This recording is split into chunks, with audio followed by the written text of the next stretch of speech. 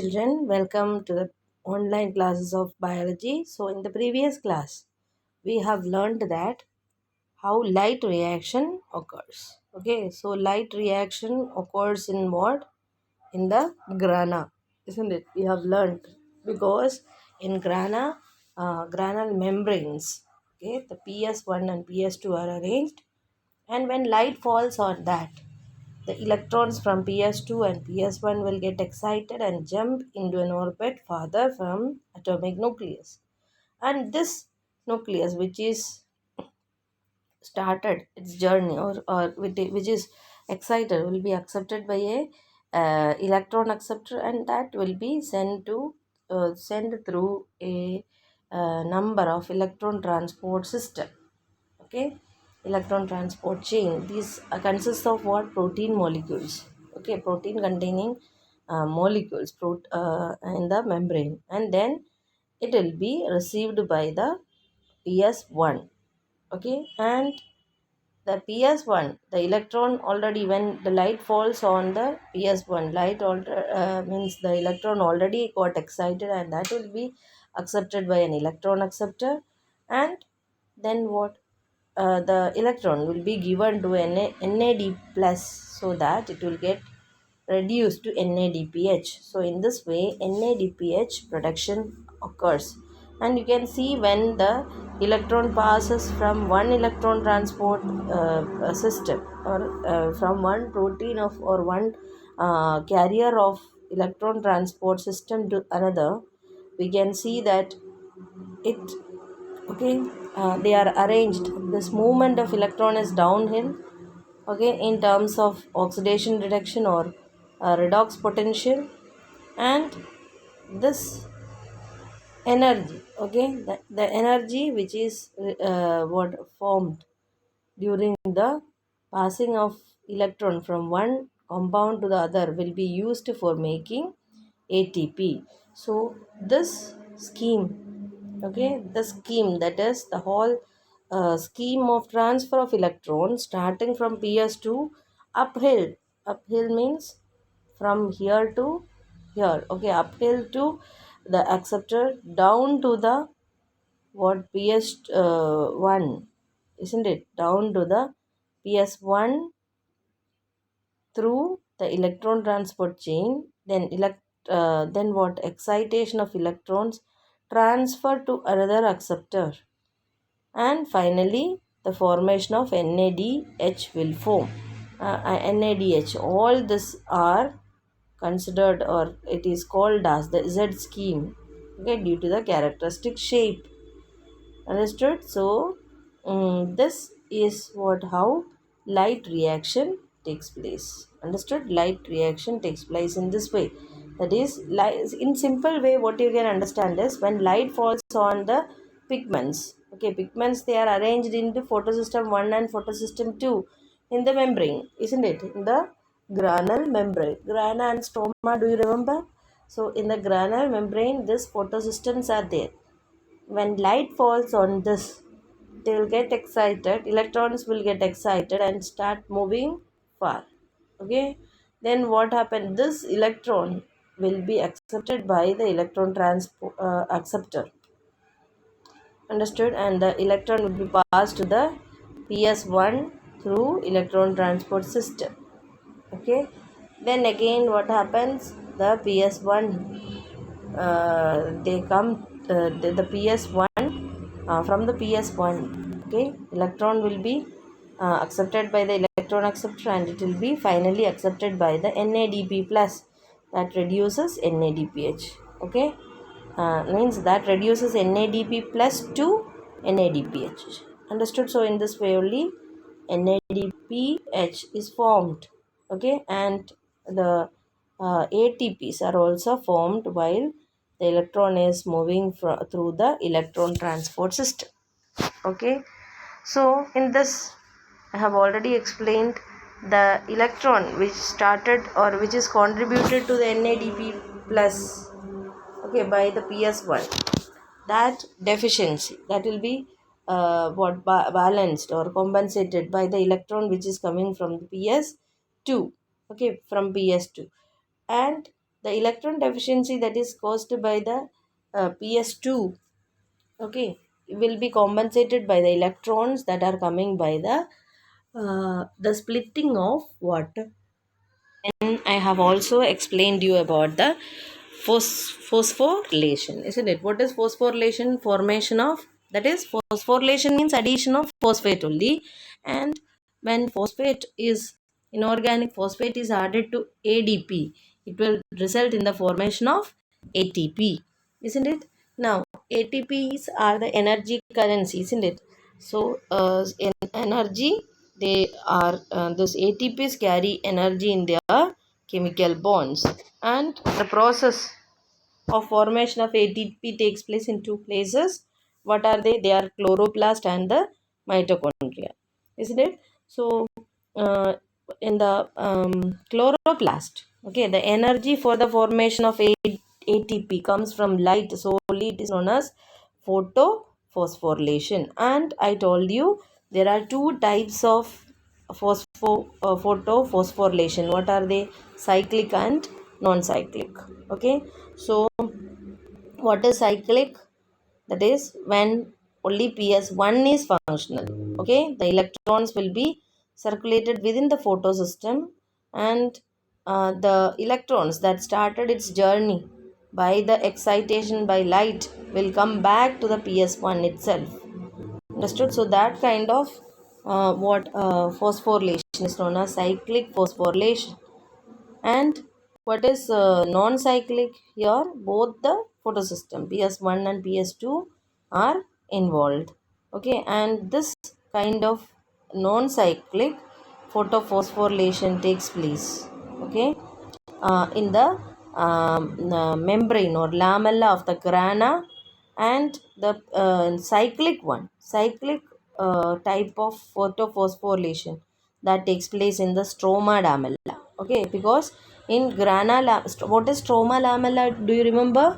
That is the thylakoids which are connecting two different grana is what group of thylakoids, isn't it? And stroma lamella, they connect the grana. Okay, so in the stroma lamella only what happens? The cyclic photophosphorylation, and non-cyclic can takes place where? In the stroma lamella, in the grana lamella or membranes of the grana. Okay, why stroma lamella is doing only cyclic? Because stroma lamella lacks PS2 and NAD reductase enzyme, which is needed for the production of NADPH. Okay, so in this way, what for cyclic and non-cyclic photophosphorylation, they differs. Understood? They differs in different things. I have told you yesterday what are they. That is, in cyclic only PS1 is involved, and in non-cyclic both PS1 and PS2. Then what I told you, the photosystem means in the the cyclic one, there is no formation of what? NADPs, isn't it? NADPH won't be formed, only ATPs will be formed. But in non-cyclic, both NADPH and the ATPs are formed. Then splitting of water is there in non-cyclic, but there is no splitting of water in cyclic. Oxygen is released during the non-cyclic photophosphorylation, but in cyclic it won't be forming. Understood? So all these are what the differences between cyclic photophosphorylation and non-cyclic photophosphorylation. Understood? So when cyclic photophosphorylation takes place, when only light of wavelength beyond 680 nanometer are available. Okay, so this is very clear now how light reaction takes place. So what is the story of this? What happens during this light reaction? That is, light energy is used to make what? And chemical compounds like ATPs and NADPs. Okay, so this is happening during what? During the light reaction. Okay, the during light reaction, light is absorbed by the chlorophylls, okay, and that means pigments, and they use this light energy to make what ATPs and NADP plus. And then so here this is a direct light dependent phase. Without light, what this process cannot be taken place, okay. So this happens in the grana. This all is very clear, no? So now we are going to see how the ATP synthesis takes place. How ATPs are synthesized, okay, during light reaction. So the hypothesis that explains the formation of ATP is chemi-osmotic hypothesis. Okay, osmotic hypothesis explains what? The ATP formation. So the major thing that is needed here is to make a proton gradient across a membrane. Understood? So what is proton gradient? In one side, more a proton means H plus ions, isn't it? So in one side of a membrane there should be a huge number of, okay, protons, and in the other side there should be very less protons available. So that causes what? A difference. That is known as what? Proton gradient, isn't it? So a proton gradient is needed. Understood? So here the proton gradient is created, okay, across the membrane of the thylakoid. Thylakoid, these are membranous structures, isn't it? So across the thylakoid, a proton gradient is created. Understood?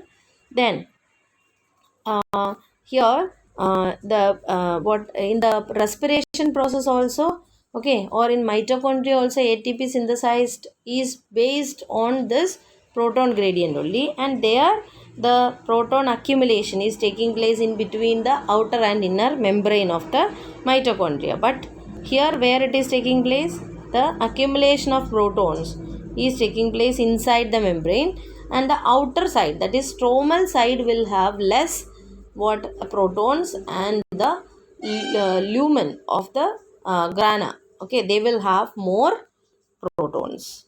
Understood? Or thylakoids will have more protons. Now what happens, this proton gradient, how it is created? So there are certain features that make the proton accumulation happens in the lumen of the thylakoids. Okay, so first is splitting of water molecule takes place in the inner side of the membrane. Understood? We learned that there is splitting of water so that electrons will be provided to the ps2, isn't it? So when electrons are provided, H plus ions are also produced there. This what this splitting of water takes place where? Inside the thylakoid membrane, so that what happened, the protons or hydrogen ions will be accumulated within the lumen of the thylakoid. So see, if this is a thylakoid, you can see the splitting of water takes place where? Inside this, okay. So when it takes place inside this, what happened, the H plus ions concentration will get increased here, and this is the stromal side, and this is the lumen of the grana, okay, or thylakoids. And the second reason is the electrons, when they move from photosystems, okay, through the photosystems, protons are transferred across the membrane, and this is because the primary acceptor of electron, we have learned now, when light falls on the photosystems, electrons will get excited, and then it will be accepted by the electron acceptor, isn't it? And this primary electron acceptor is located towards the outer side of the membrane. Understood? And this is this, okay, and transfers its electron to an H carrier. Understood? So this also causes what, or this removes a proton from the stroma while transporting an electron. When a electron is transported, understood, what will happen? That will result in the removal of one proton, understood, from the stroma. Understood? So this also causes what? Lessening of protons outside right? And that if one side, if the proton is removed, that means what, the proton concentration will become less there, isn't it? And in the inner side what happens, it will be more. Understood? So when the molecule passes on its electron to the electron carrier on the inner side of the membrane, the proton is released into the inner side of the lumen side of the membrane. Understood? So in this way, what, the proton concentration is increased in the lumen side and it will be less. The other reason, okay, how this proton gradient is synthesized or created is the NADP reductase enzyme that is located on the stroma site, okay, along with electrons that come from the acceptor of electrons of ps1. Okay, protons are needed for the reduction of NADP plus to NADPH. And so what will happen, from the stroma side, H plus ions will be taken for what, for reducing NADP plus to NADPH, and that also reduces what, the H plus ions in the outer side of the thylakoid. And if one side the H plus ions concentration is less, that means what, the other side will have more, means a proton gradient is synthesized or created. Okay, so within the chloroplast, protons in the stroma decreases and that of lumen, okay, the protons in the lumen will be more. Okay, and this creates a proton gradient differences. Understood? And then why we are so much concerned about this proton gradient, because the breakdown of this gradient is necessary for the synthesis of ATP. Understood? That is, when the proton gradient is broken, means molecules will move from its higher concentration to lower concentration, isn't it? So as inside the lumen, the protons will get accumulated, and in this region, okay, the protons will be less. What will happen, from this side to to the outer side, the protons will flow, and this flow takes place through certain enzymes or certain proteins known as F1 F0 particles or ATP synthetase. Okay, the movement of H plus ions from outside to inside to outside is taking place through this ATP synthetase, and this results in the conformational change in the F1 particles of the ATP, and that causes, okay, the formation of ATP. Okay, means when ATP synthetase is having two parts, what are they, CF0 part and CF1. Okay, CF0 is embedded in the thylakoid membrane and CF1 is protrudes on the surface. So when H plus ions moves from the inner lumen of the stroma to the outside through the ATP synthetase, what will happen, a conformational change will happen here. Understood? A conformation means with great force it will be moving down, isn't it, from inside to outside, because H plus ions is more inside than the outside. First, what will happen, accumulation of H plus ions happens where, inside the thylakoid lumen. Understood? And after that, breakdown of this gradient, okay, that is happening through the ATPase or ATP synthetase, causes what, the formation of ATP. Okay, because this movement from higher concentration to lower concentration takes place through ATP synthetase, and this is causing a conformational change in the CF1 particle of ATP synthase, and which makes the enzyme synthesis several molecules of ATP. Okay, so what are the requirement of chemiosmotic hypothesis? That needs a membrane, a proton pump, a proton gradient, and ATP synthase. Okay, so energy is used to pump protons across the membrane, okay, to create a gradient or a high concentration of protons within the thylakoid lumen. Then what happened, this what the concentration or this high concentration of H plus ions will be broken through the ATP synthase, and through that what happens when protons flows out, okay, that causes the conformational change in the ATP synthase, and that results in the formation of ATP. Okay, so along with NADPH produced by the movement of electrons, the ATP also will be utilized later only, okay, in the what in the dark reaction of photosynthesis. So in light reaction, I told what is happening, it is the formation of ATP and NADP plus, okay, or NADPH. So how this is happening, I told you already how it is.